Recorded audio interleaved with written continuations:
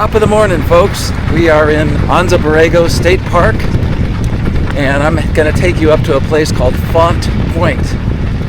And this is a place where there's a beautiful viewpoint, and it's kind of like Zabriskie Point in Death Valley, not as famous, maybe not quite as incredible, but still pretty incredible. So let's go check it out. All right, so this road up here, it's not technical. It's a little washboardy and it's a little sandy.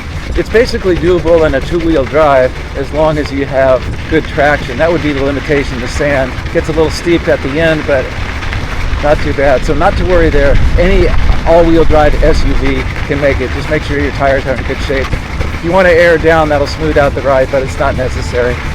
I'm choosing to ride the mountain bike today. We're actually camped down a bit lower. We came and watched the sunset last night, or came after sunset, and then we came down to camp. You're not allowed to camp up there, keep that in mind.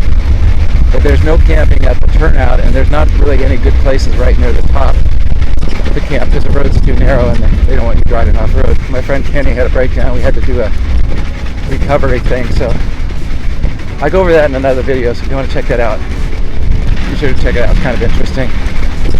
I think the road is like 4 miles. Not sure if I'm going to make the sunrise or not.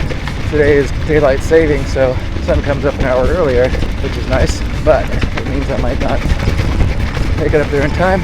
There's a couple of these kind of rock formations as you work your way up the hill. Start climbing higher, it gets a little steeper. It's a very pretty drive. It's definitely washboardy.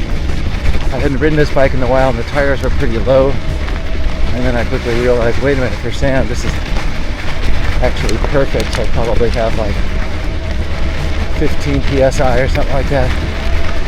And it's actually not bad. The traction's pretty good on the soft sand. Alright, if you look at that ridge dead ahead, unfortunately you can see that the sun is already on it, so I've actually missed the proper sunrise, but you know, the short time after the sunrise is also a really nice time, so let's be optimistic. You can see that no camping sign there on the right. And then up ahead you see kind of a Y. It's actually a one-way loop. You want to stay left here, and then you'll come back on this right-hand side here. Oh, the car that went up there earlier is already coming down. Well, they've seen the sunrise and they're out of here. Now this last part up to the summit is a little bit steeper, but at the same time it's a little bit less sandy. So I still think a decent two-wheel drive could probably make it up here without any trouble. And the nice thing is that you're not going to get stuck probably because, well, you might, but it's downhill on the way back. So if you try to get up and you can't make it, you can probably just back out. Oh, there's the sun. Now this sign here just says that the parking lot is open 1 hour before sunset, closed 1 hour after sunset. Straight up to this part here. Sure the camera's going dark because there's too much sun on it, but let's lower that down so we get a better view. There we go. Look at that. Just on my bike handlebars right now, but I'll take it off and take a nice panorama. Here's another view looking straight down toward the sun there. You can see a nice big wash below me right here. And there's another little one over there. That's really pretty. If you like the desert thing. Okay, so this is the main trail here. Definitely a better view at sunset, but I'm not sure about sunrise. Alright, so we obviously have some fairly challenging photographic conditions here, but you definitely get the idea and how nice it would be to be up here and watch the sunrise. And looking off in the distance, there's my bike laying there. So there's a plaque there that's about the water, and that this place used to actually be full of water and flowing into the what they call the Salton Trough. And then it kind of dried out and became a lake, and then it kind of dried out and became a marsh, and then eventually it ended up to be what you see. If I look down below me, I can see several washes. If you look straight down, just to the left of those rocks with the sun on them, there's a nice wash that goes through there, and then there's another one over here, and yet another one right down in this area.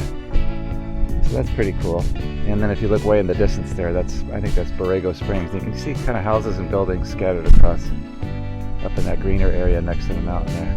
That might be Borrego Springs right there. That looks like the busiest of the places up here. There was probably, I don't know, 10 people up here and 4 or 5 cars. They're all gone now, except there's one guy arriving in a white truck, one guy leaving. Here's another plaque that I'm going to check out. Okay, so this sign talks about how Anza-Borrego is in a rain shadow. And those mountains you see far in the distance there, those are the San Isidro Mountains.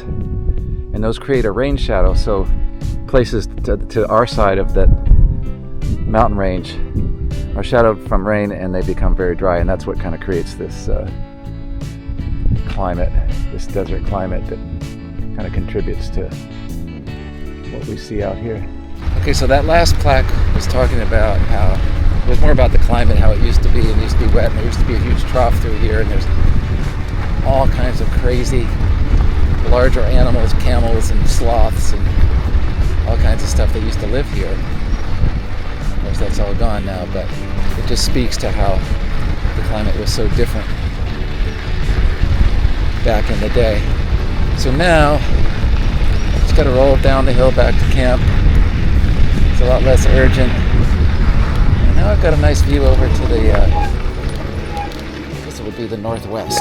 Okay, so this is the view as we come around the loop at the end of the road. So this is the one-way back down, and you can see over to that direction. There's some more features that are pretty cool. I guess that's an old Acatillo. We'll have to look that up. I think that's right. That looks like a dead one. Didn't make it. Have a little bit of green on it. And those things in the springtime, I think they have red flowers and they can be really pretty to look at. There's some nice geology on the way down. Beautiful morning. It's 58 degrees.